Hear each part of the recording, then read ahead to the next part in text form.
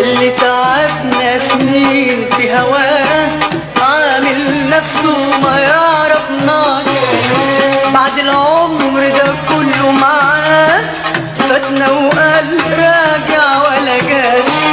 اللي تعبنا سنين في هواه عامل نفسه ما يعرفناش، بعد العمر ده كله معاه فاتنا وقال راجع ولا جاش. وهو دلوقتي